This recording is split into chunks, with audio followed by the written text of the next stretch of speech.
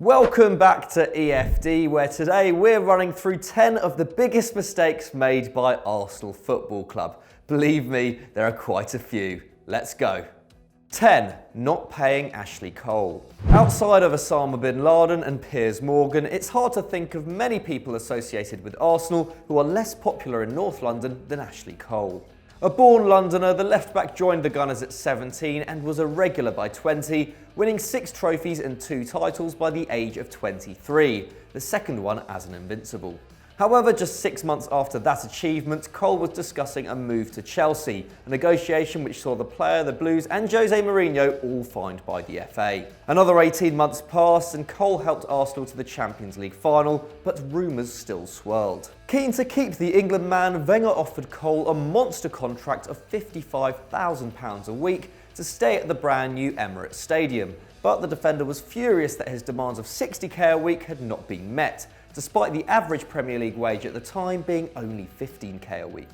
By then, the Arsenal hierarchy was sick of the player and tried to coax £25 million out of Chelsea for him, but in classic Arsenal fashion, they eventually settled for just £5 million and William Gallas. Cole went on to lift 9 more trophies at Stamford Bridge, including another title and the Champions League, while Arsenal turned to the decent but unspectacular Gael Clichy to cover the left flank. If they'd stumped up just 5k more or rejected the Gallas swap, they might have remained the dominant force in London. 9. Taking on debt to build the stadium. The move to the Emirates Stadium is as much a part of Arsene Wenger's legacy as the Invincibles, and Le Professeur was a big advocate of the transition from the start. As beloved as Highbury was, Arsenal's old stadium was built in 1913 and had a capacity of just 38,000, making a larger ground vital to staying competitive financially. However, there was disagreement over how to finance the construction. Some board members wanted to find an external investor to foot the bill, while others maintained the cost could be met through normal revenue. The latter group won, and Arsenal dedicated their cash to the development of the stadium, taking on big debts. That meant less money for recruitment, and Wenger had to sacrifice stars like Pires and Henry and rely on youngsters like Walcott and Abu Diaby. The club also signed a 15-year, £100 million sponsorship deal with Emirates, which meant they couldn't renegotiate for more cash as the Prem became wealthier, and saw them swiftly outstripped by their Premier League rivals. It took until 2013 for chief exec Ivan Gazidis to announce an end to Arsenal's age of austerity, and for the Gunners to pay more than £20 million for a player, with Mesut Ozil joining for £42 million that year. However, with a sky-high wage bill and the loss of Champions League revenue in the seasons since, money troubles are likely to remain part of Arsenal's fabric for years to come. Before we move on to our next section, just a quick reminder that if you haven't already, please subscribe to Euro Football Daily and hit that notification bell so you don't miss another great video like this and all the other content we do, because it's quite good. 8. Contract disasters. For a team routinely derided as a selling club, Arsenal have become worryingly bad at it in recent years. Back in 2007, when the side sold Thierry Henry, the £22 million they made was considered a huge sum for a 30-year-old, while £60 million in combined fees for Fabregas and Nasri was also decent given the circumstances. But it was Robin van Persie's departure in 2012 for £25 million which started a worrying trend, the skipper forcing his move to Man United, having run his contract down to just 12 months.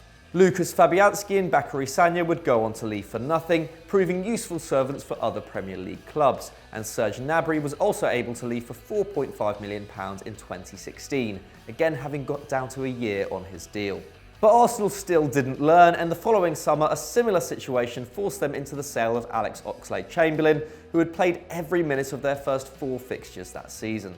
They also stalled on a summer exit for Alexis Sanchez, and rather than making the £60 million the Chilean was valued at, they ended up having to swap him for Henrik Mkhitaryan in the January window. They then handed Mesut Ozil a monster £350k a week deal, promptly rendered worthless by Unai Emery's refusal to play him. And despite the club hierarchy's claim that such clownish business is in the past, and players with 2 years left on their contracts would sign new ones or be sold, top scorer Pierre-Emerick Aubameyang began the 2019-20 campaign with a deal ending in 2021, with no negotiations in place. Some things never change. 7. Not signing Yaya Toure. As brilliant as Cesc Fabregas was for Arsenal, in a way he embodies the end of the club's glory years. Deservedly thrust into the first team at 16, Fabregas was made the centrepiece of the side in the mid-2000s, with Arsene Wenger selling club legend Patrick Vieira to make room for the youngster. Trading in a dominant physical midfielder who excelled in both attack and defence for a gifted playmaker who always looked forward was the first in a series of moves which gradually saw the Gunners lose their grit and prioritise technical quality over everything else. But it could have been very different. Yaya Touré was playing for Belgian side Beveren in 2003 when the Gunners called him for a trial. Tracked by Wenger since he was 15, the Ivorian was then 20 and appeared in a pre-season friendly against Barnet alongside fellow trialist Gaël Clichy, who would eventually end up his teammate at Man City. However, unlike Clichy, Touré did not have a fixed position, and though he started in the middle of the park, wearing Vieira's famous number 4 shirt, he was moved to a centre-forward spot in the second half. There, his main contribution was missing an easy-headed chance, with Wenger labelling the performance completely average. The manager still saw something in Touré and looked into signing him anyway, but he was uncapped by his country, making a work permit hard to come by. He would eventually move to Ukrainian outfit Metalurg Donetsk, but if a deal had been secured, the Gunners would have had the perfect Wenger midfielder, a player who combined strength, speed, skill and smarts. Of all the players Wenger missed out on, Touré might well rank as his biggest loss. 6. Not replacing David Dein. If Arsene Wenger built today's Arsenal, David Dein was the architect. The businessman first invested in the Gunners in the early 80s and advocated hiring then Nagoya Grampus 8 coach Wenger in 1995. The rest of the board disagreed, giving the job to Bruce Rioch instead, but Dein persisted, and when Rioch departed after 1 year and a 5th place finish, Wenger was appointed. But Dean's influence went far beyond the choice of coach. An excellent negotiator, he was the club's man on transfer dealings, bringing Ian Wright and Dennis Bergkamp to Highbury before Wenger arrived, and afterwards it was Dean who netted Overmars, Henry, Pires, Vieira, Campbell and Gilberto Silva. But he was also an Arsenal fan, visiting the dressing room after every game to celebrate or commiserate with the players and champion the academy. His influence and status as Wenger's most trusted advisor prevented the club becoming a dictatorship, and the effects of his work were felt into the 2010s, with Fabregas and Van Persie among his acquisitions. However, the man himself was gone in 2007 following a split with the board, an event which almost destroyed the team, with Wenger offering to resign in solidarity and Thierry Henry deciding to leave for Barcelona as a consequence. Wenger had no sounding board or transfer specialist to aid him in his final decade with the club, and responded by taking all the power for himself, publicly stating that he would never work with a director of football. As a result, Arsenal couldn't modernise their structure and found themselves outmanoeuvred in the market again and again. In 20 years of errors, this is one they're still trying to fix.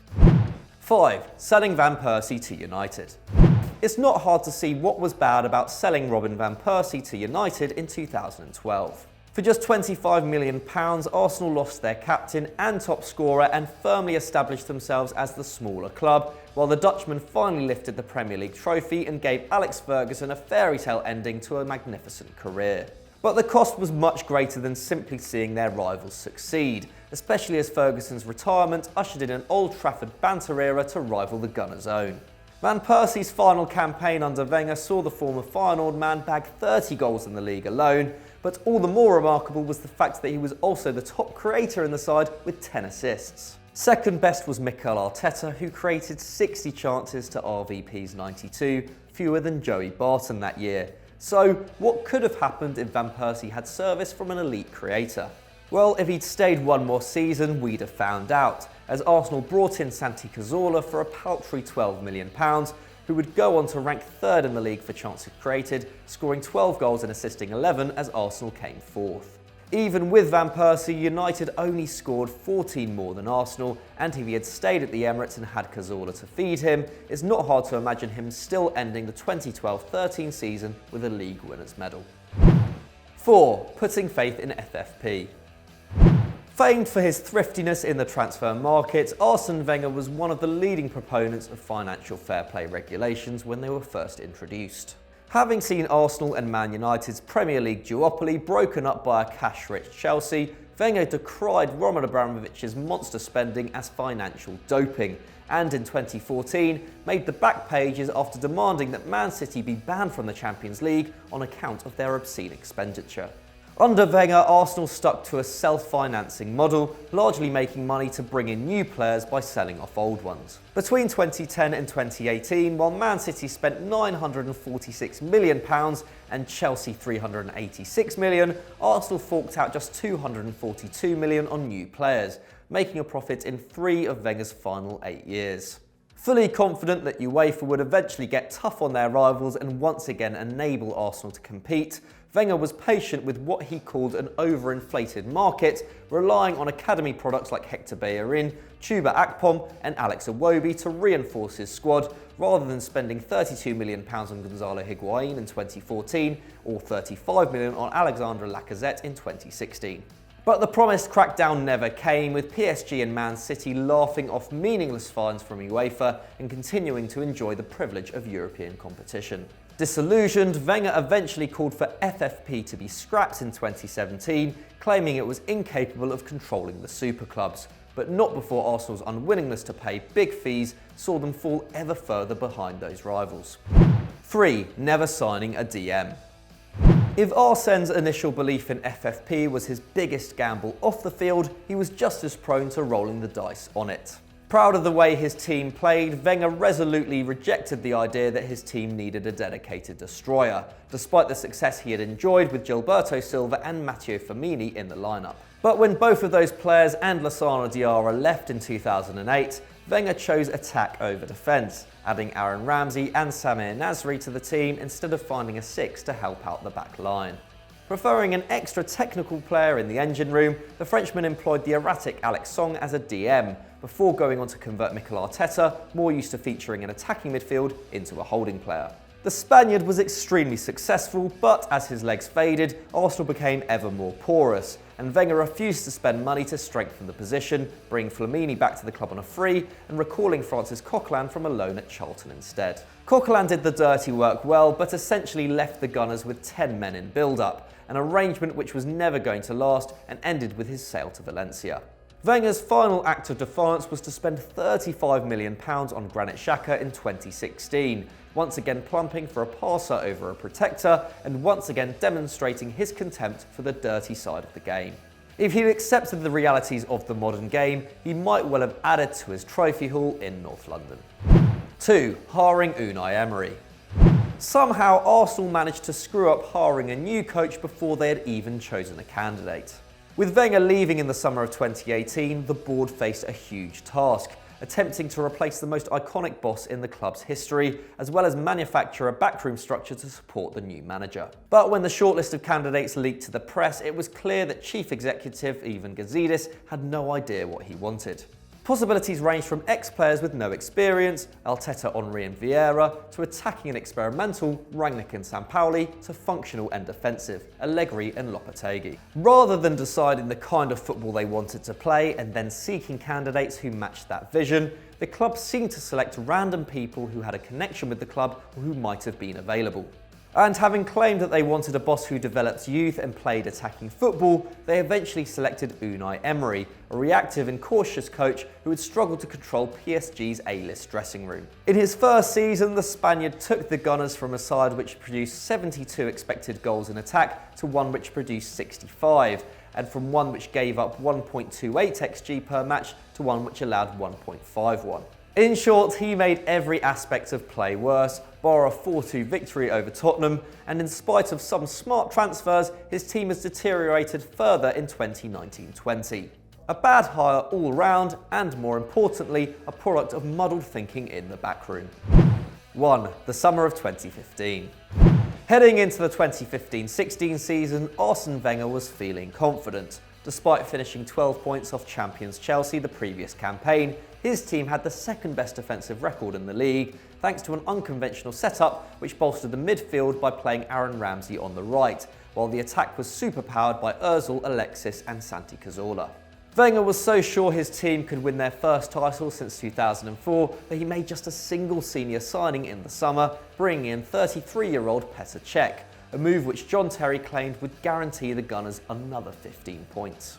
It didn't turn out that way, though Wenger's certainty was not entirely ill-founded. While most of the big teams faltered, with Chelsea dropping by 37 points as Mourinho was sacked again, Arsenal were excellent, ending the year with both the best attack and defence in the league by expected goals. In fact, in only 5 Premier League games did they produce less XG than their opponents, and Mesut Ozil set a record for chances created in an English season, ultimately assisting 19. However, Leicester soared to the top of the table, their good performances reinforced by exceptional defensive luck, which saw their opponents score just 36 from 45 expected goals, and by winning 13 league penalties, 5 more than the next highest total. Though Arsenal made a desperate bid for January reinforcements, bringing in Mohamed El Neni, they came in second, a full 10 points below the Foxes. And with Conte and Guardiola arriving in the summer, Wenger's window to sneak a last title was gone. So those were our 10 biggest mistakes made by Arsenal, but can you think of any more? Let us know in the comments below. If you enjoyed this, why not click on screen right now and check out Stat Wars, because that is hotting up. Anyway, see you later.